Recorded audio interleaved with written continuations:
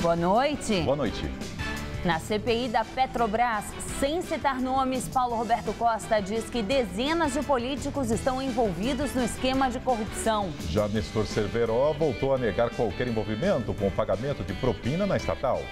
E tumulto faz presidente do Congresso suspender sessão sobre meta fiscal.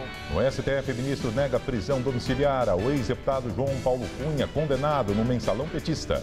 Governador Geraldo Alckmin inaugura tecnologia para aliviar o uso do Cantareira. E Pelé continua internado, mas deixa a UTI.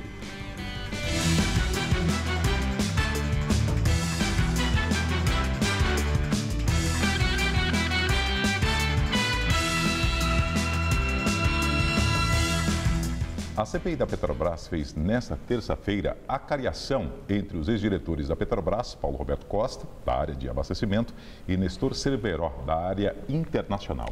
Costa não revelou à CPI o conteúdo da delação premiada que fez ao Ministério Público Federal, mas confirma tudo o que disse em depoimentos.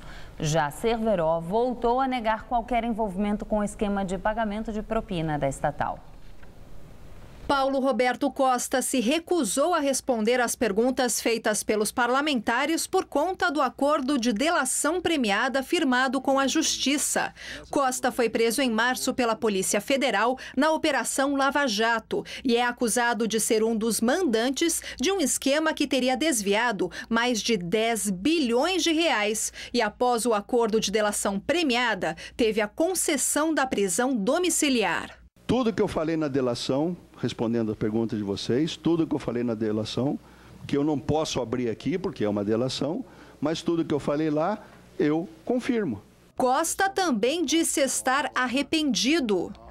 Desde o governo Sarney, governo Collor, governo Itamar, governo Fernando Henrique, todos, governo Lula, governo Dilma, todos os diretores da Petrobras e diretores de outras empresas, se não tivesse apoio político, não chegava a diretor. Isso é fato, pode ser comprovado. Infelizmente, eu me arrependo amargamente. Ele também afirmou que a corrupção delatada na estatal acontece no país inteiro e chegou a dizer que estava enojado com a fraude. Resolvi fazer a delação do que tudo que acontecia na Petrobras, e não só na Petrobras.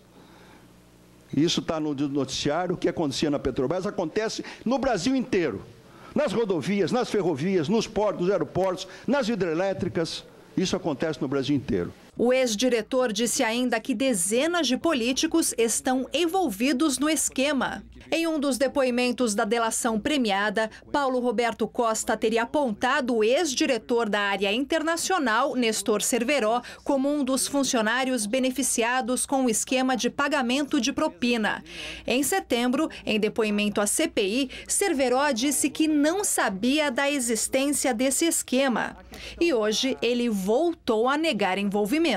Ratifico a minha posição, eu desconheço esse esquema e também desconheço qualquer esquema de propina. Eu, a exemplo dos senhores, eu não conheço os termos da delação premiada. Tá? Então, eu não vou responder a perguntas que são extraídas de vazamentos ou de possíveis informações ou ilações da mídia. Após 3 horas de acariação, a sessão foi encerrada sob protestos da oposição. E agora há pouco, após tumulto, o presidente do Congresso Nacional adiou para amanhã a votação da meta fiscal do governo. O senador Renan Calheiros suspendeu a sessão devido à presença de manifestantes que se recusavam a deixar as galerias. Ele alegou partidarização e disse que não seria possível continuar os trabalhos da casa com as manifestações dos populares. Houve bate-boca e empurra-empurra. A sessão será retomada nesta quarta-feira, às 10 horas da manhã. Há 2 vetos presenciais para serem votados. Somente depois da apreciação dos vetos, poderá ser votado o projeto polêmico que autoriza o governo a fazer uma poupança menor para pagar os juros da dívida pública. E agora vamos ao comentário de política com José Neumann e Pinto. Para você entender bem, o que acontece é o seguinte: no começo do ano, o governo determinou o limite de um superávit primário, que quer dizer o seguinte: o dinheiro que vai sobrar no caixa, tirando os juros. Acontece que ao longo do ano, a administração, ano de eleição, né? A administração das contas públicas foi um desastre e está chegando o fim do ano e a meta do superávit primário não será alcançada de jeito nenhum. O novo ministro da Fazenda, Joaquim Levy, já anunciou que em 2015 vai haver de novo superávit primário de 1,2%. Mas isso é em 2015. Em 2014, a Dilma precisa, de qualquer maneira, para evitar qualquer problema, que esse projeto aí de alteração da lei de diretrizes orçamentárias seja aprovado para não ter que responder por problema de responsabilidade, crime de responsabilidade. Então ela fez uma chantagem. Ela fez um decreto e diz o seguinte: eu libero aí 440 milhões, que não é dinheiro dela, nem do PT, é dinheiro meu, é dinheiro seu, é dinheiro nosso, desde que os senhores parlamentares aprovem a mudança na lei das diretrizes orçamentárias, eliminando, na prática, a meta do superávit primário. O DEM está reagindo, mas essa reação do DEM não tem bancada. Muito dificilmente o Supremo vai dar ganho de causa a isso, embora que há razões, né? Afinal de contas, a lei não foi aprovada. Como é que se faz um decreto subordinando a sua execução a uma lei que não foi aprovada? Eu sempre disse que o PT tem uma velha vocação ao coronelismo, é o neocoronelismo, né? Isso aí lembra aquelas velhas práticas do coronelismo em que o sujeito recebia um par de sapatos, ia votar, quando o coronel estava seguro de que ele tinha votado nele, recebia o outro pé do sapato e formava o par. Essas práticas têm sido repetidas no Brasil de hoje, só que não se usam mais pares de sapato, aí se usa muito dinheiro nosso, se usam cartões em que as pessoas recebem dinheiro, etc, etc. Olha, essa lei vai ser aprovada mesmo e nós temos que ficar rezando para que o déficit anunciado pelo Joaquim Levy, aliás, o superávit anunciado pelo Joaquim Levy seja realmente de 1,2 ou de qualquer superávit, não é verdade? Então, eu volto na terça-feira, mas amanhã estarei aqui fazendo uma entrevista. Em pé. O STF negou prisão domiciliar a João Paulo Cunha, condenado no mensalão petista. O pedido foi negado pelo ministro Luiz Roberto Barroso, relator do processo no Supremo. Preso em fevereiro, Cunha foi condenado a pouco mais de 6 anos de prisão pelos crimes de peculato e corrupção passiva. Embora já tenha cumprido 1/6 da pena, a Procuradoria-Geral da República foi contra a concessão do benefício. Para o procurador Rodrigo Janot, Cunha foi condenado por desviar dinheiro público e só pode ir para a prisão domiciliar quando comprovar que devolveu aos cofres públicos o dinheiro que desviou, pouco mais de R$536 mil. Este foi o primeiro caso de condenado no processo do mensalão petista que teve progressão de regime negada pelo STF. Outros condenados no processo, entre eles o ex-ministro da Casa Civil José Dirceu e o ex-presidente do PT José Genuíno, tiveram a prisão domiciliar autorizada. E hoje o STF aceitou também denúncia contra a deputada Jaqueline Roriz, do PMN, do Distrito Federal. Ela é acusada de peculato quando há apropriação de recurso público pelo servidor em proveito próprio. Com isso, Jaqueline passa agora a responder como ré em processo criminal no Supremo. Segundo a denúncia do Ministério Público, em 2006, quando ela era candidata a deputada distrital, recebeu maços de dinheiro das mãos de Durval Barbosa, ex-secretário de governo do Distrito Federal, a mando do então governador José Roberto Arruda. Ela teria recebido R$80 mil em troca do apoio prestado ao governo local, no escândalo que ficou conhecido como Mensalão do DEM. O dinheiro teria sido obtido de empresas que prestavam serviço de informática ao governo do Distrito Federal. Nas últimas eleições, Jaqueline foi impedida de concorrer pela Justiça Eleitoral.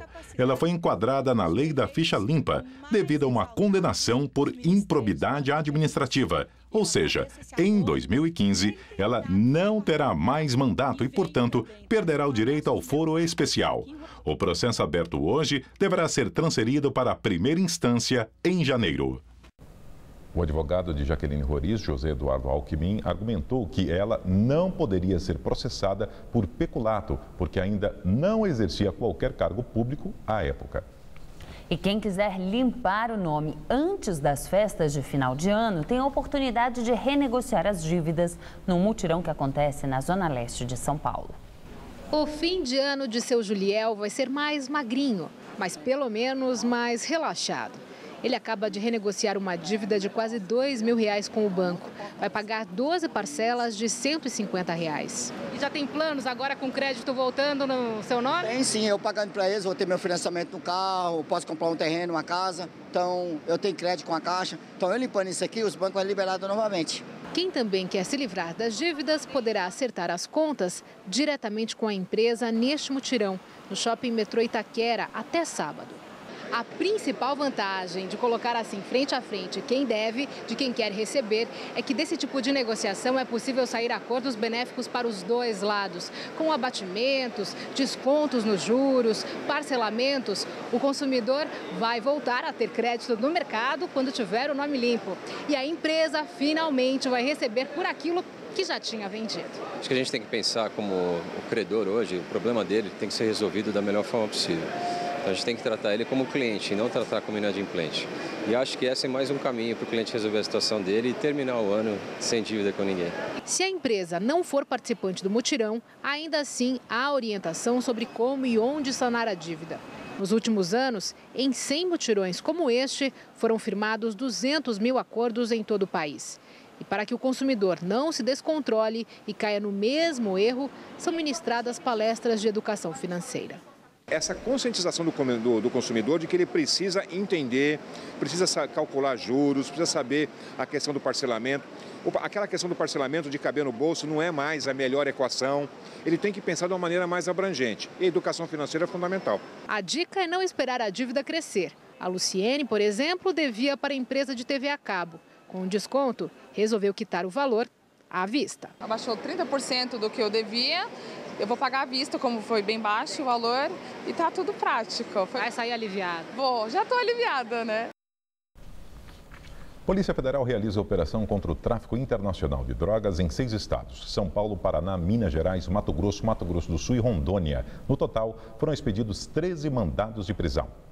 Imagens divulgadas pela assessoria de imprensa da Polícia Federal mostram carregamentos de drogas e até uma mansão construída no Paraná com dinheiro do tráfico. Segundo a Polícia Federal, a investigação começou em fevereiro, quando um carregamento de cocaína foi apreendido em Umuarama, no Paraná. A droga, que vinha do Peru e da Bolívia, chegava camuflada em pedaços de madeira de casas pré-fabricadas. Depois seguia para a Europa. A polícia determinou o bloqueio de diversos bens da quadrilha, entre eles uma mansão no Paraná. A casa possui diversos cômodos, televisões e piscina. De acordo com a Polícia Federal, o patrimônio da quadrilha foi avaliado em 60 milhões de reais. E agora há pouco, o ministro do STF, Teori Zavascki, determinou a soltura do ex-diretor da Petrobras, Reinaldo Duque. Indicado do PT, Duque foi preso no começo do mês passado, após a 7ª fase da Operação Lava Jato. Ele é suspeito de fazer parte do esquema de corrupção na Petrobras. O governador Geraldo Alckmin inaugurou hoje uma tecnologia que tem o objetivo de aliviar o uso do Cantareira. O novo sistema vai procurar aumentar a capacidade de tratamento da água do Guarapiranga de 14 mil litros por segundo para 15 mil litros por segundo. Com a tecnologia, 300 mil habitantes que eram abastecidos pelo Cantareira agora receberão água do sistema Guarapiranga. A mudança acontecerá nos bairros Vila Monumento, Cambuci, Aclimação, Vila Independência e em parte da Moca. E o nível do sistema Cantareira caiu para 8,5%, já contando com a segunda reserva do chamado volume morto. Nesse ritmo, a previsão é de que as reservas se esgotem em 5 meses. O governo de São Paulo tem 8 projetos de obras que devem desafogar o Cantareira. Com as medidas, a Sabesp espera que os reservatórios se recuperem até março do ano que vem. O gado, agora mais magro, pasta às margens do que um dia foi uma represa. O curso d'água secou. Estamos na represa Jaguari, uma das que formam o sistema Cantareira. A gente está aqui num ponto de vegetação dentro de uma propriedade. Eu tenho 1,70 m de altura e o que a gente observa é que a mata ela tem quase a minha altura. Agora, o mais impressionante é que toda esta vegetação não é nativa aqui deste terreno. As plantas, na verdade, nasceram onde antes havia muita água. Passava barco, muita gente à beira da represa pescando, nadando. Em maio, o volume útil do Cantareira operava com 8,2% da capacidade. Com os mais de 180 bilhões de litros da primeira cota do volume morto, esse patamar subiu para 26,7%. Mas, diante do auge da crise, essa cota acabou rapidamente e caiu aos 3% em outubro. Foi quando a Sabesp passou a captar água da segunda reserva técnica. A capacidade voltou a subir 13,6%, mas em menos de 2 meses, o nível baixou de novo e agora restam apenas 26 bilhões de litros d'água, ou 8,7% do total. O governo de São Paulo já considera a utilização de um terceiro volume morto. No entanto, a obra mais aguardada é a interligação do Cantareira com a bacia do Rio Paraíba do Sul. Este especialista em recursos hídricos e conselheiro do CONAMA, o Conselho Nacional do Meio Ambiente, defende que a recuperação da crise depende da remodelação da gestão dos recursos. Eu vejo 3 medidas emergenciais de adaptação. Primeiro, que é você implementar o rodízio. Segundo, a proteção dos mananciais, no sentido de você permitir que a água seja usada com a prioridade de abastecimento humano. E a terceira questão são as medidas estruturais de médio e longo prazo, que demandariam a proteção dos mananciais, a recuperação dos mananciais, que nos permitisse aumentar a produção natural de água.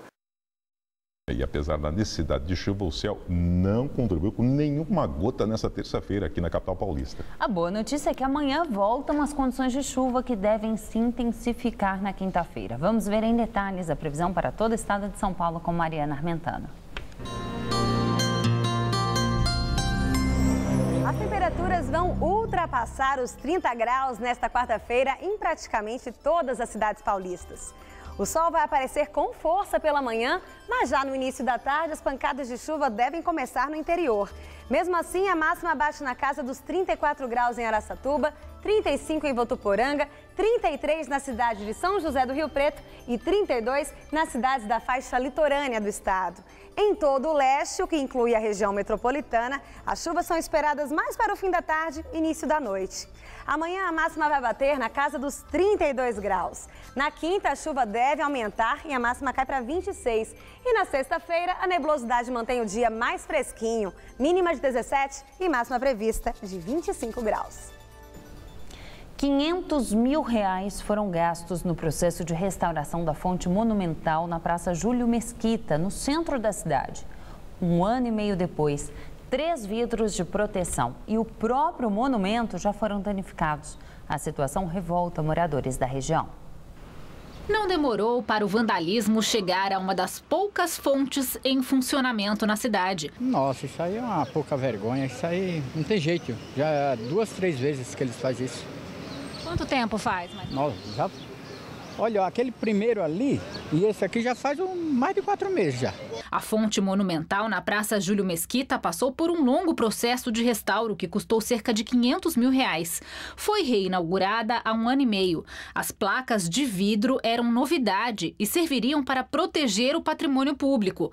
Agora estão quebradas. 2 delas foram retiradas totalmente. Com a abertura, garotos aproveitam para deitar sobre o mármore italiano. Uma parte já está até manchada de tinta azul. Por causa das aberturas, a fonte está desligada. O primeiro foi com bola. Se você rodar pela parte de trás, você vê a marca das bolas. Entendeu? E o outro foi, esse aqui foi com estilingue com bolinha de gude. O terceiro vidro, que está quebrado, nem chegou a cair no chão. Ele ficou assim todo craquelado. Aqui nesse ponto a gente pode ver a origem dessa rachadura, uma pancada provavelmente bem forte. Qualquer movimento aqui, esse vidro pode cair. Os moradores aqui da região dizem que isso acontece quando falta policiamento. Antes ficava a guarda ali tomando conta, então estava em ordem.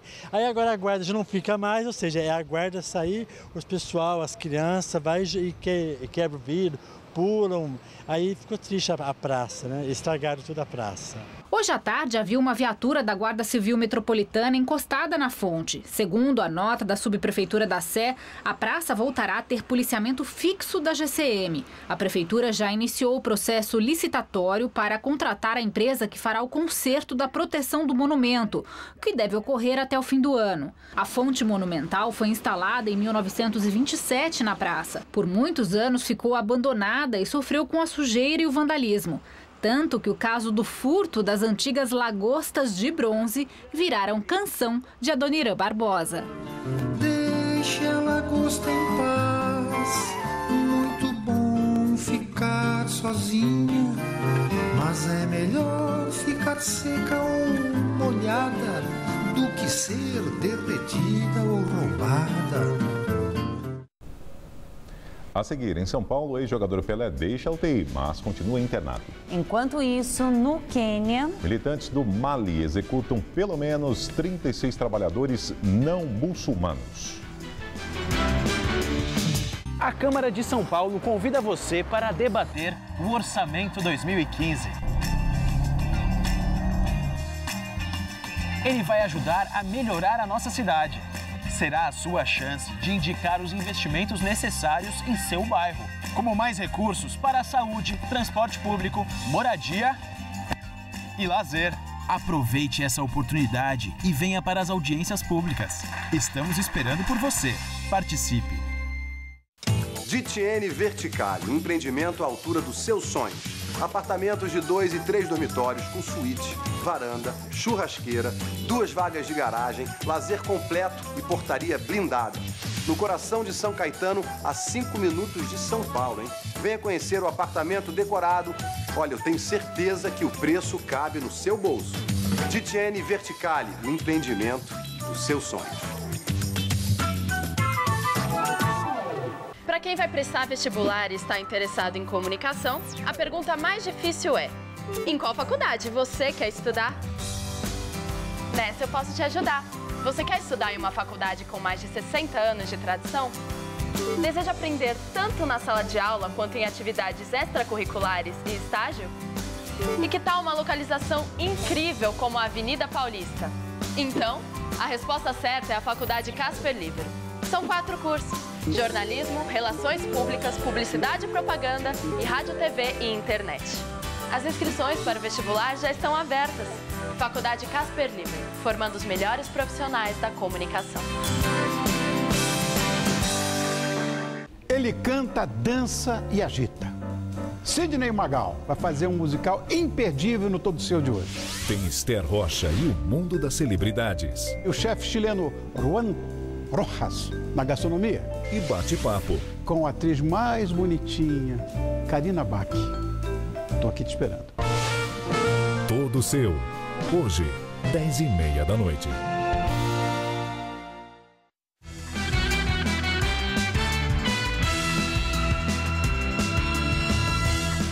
Ex-jogador Pelé apresenta melhora e deixa a unidade de terapia intensiva. De acordo com um boletim médico divulgado no fim da manhã de hoje, Pelé já deixou a UTI. Ele caminha pelo quarto e se alimenta bem. O ex-jogador continuará recebendo tratamento com antibióticos. Ainda segundo o boletim, a hemodiálise segue suspensa após exames realizados hoje pela manhã. Pelé foi internado no dia 24 de novembro no Hospital Albert Einstein, na zona sul de São Paulo, para tratar uma infecção urinária. Agora as notícias que são destaque no mundo. Terror no Quênia. Militantes do Mali executam pelo menos 36 trabalhadores não muçulmanos. Militantes somalis do grupo Al-Shabaab atacaram dezenas de trabalhadores de uma pedreira perto da fronteira somali. Eles separaram os não muçulmanos, mandaram que deitassem e mataram com tiros na cabeça. Há uma semana, o Shabaab assassinou 28 passageiros de um ônibus na mesma região. O presidente do Quênia destituiu o ministro do Interior e o chefe da polícia. Os fundadores do movimento pró-democracia Hong Kong pediram que os ativistas deixem o principal local de protestos perto de edifícios do governo porque a situação está ficando perigosa. Eles disseram que vão se entregar à polícia.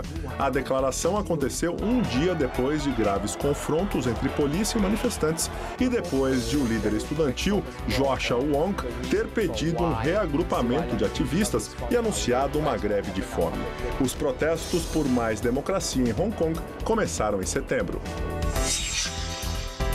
Ex-comandante do navio Costa Concórdia, Francesco Schettino, afirma em depoimento que resolveu aproximar o navio da ilha de Dílio por motivos comerciais.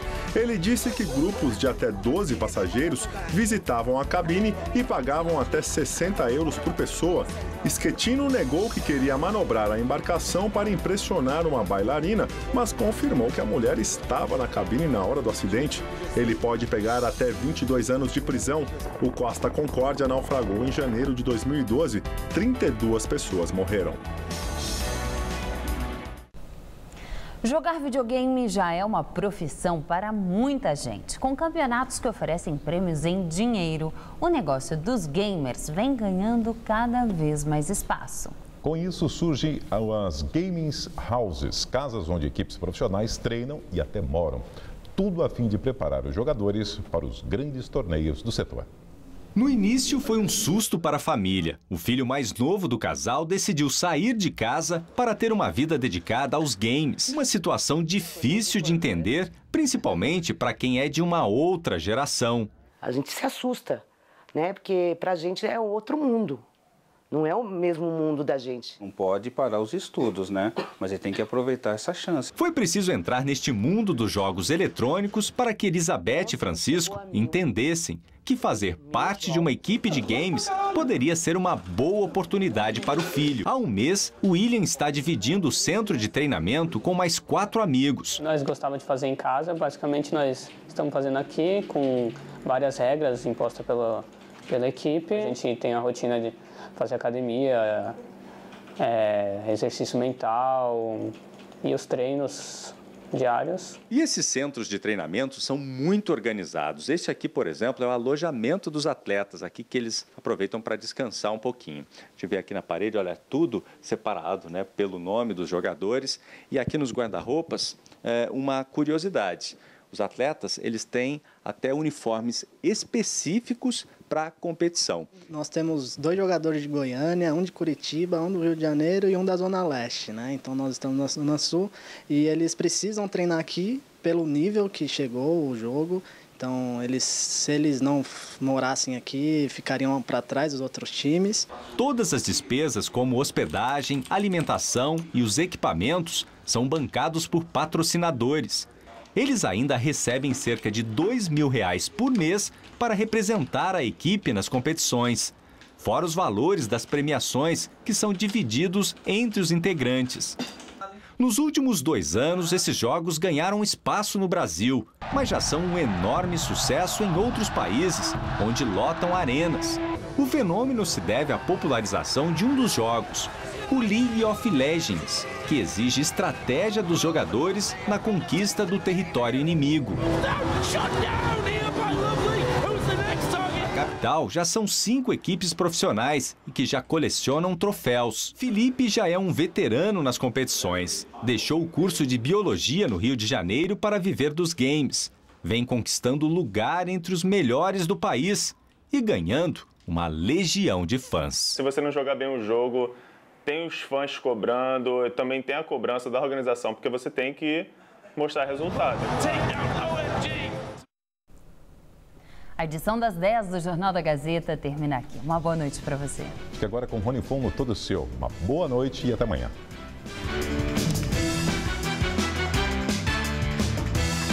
Logo mais, 11h30 da noite, confira uma entrevista com o ator João Vicente do Porta dos Fundos em A Máquina. Assista agora, todo seu.